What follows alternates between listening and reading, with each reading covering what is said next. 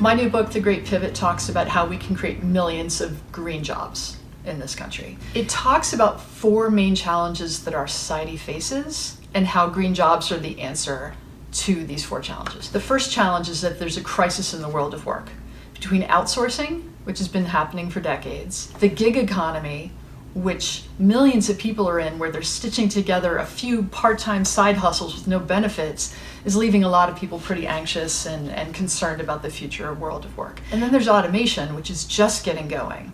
4.2 million people drive for a living, and a lot of these jobs are going away in the next decade because autonomous vehicles are coming. The Great Pivot talks about the kinds of jobs we should be creating to build the sustainable future we need. So the first challenge is the crisis in the world of work. If you look at the Bureau of Labor statistics, you see that for people between the ages of 25 and 64, there are 37 million people who are not in the labor force. This is a huge problem. There are also 626,000 people coming out of prison every year, and if they can't find jobs, they can't reintegrate into society. There's this crisis in the world of work. That's the first big challenge. The second big challenge that the Great Pivot addresses is that there's all this work that needs to happen to build a sustainable future in energy and transportation, circular economy, reducing food waste, and restoring nature. There's all this work that needs to be done because the conventional way we do almost everything in our society is not the sustainable way. The third challenge the book addresses is that people want meaningful work. They want work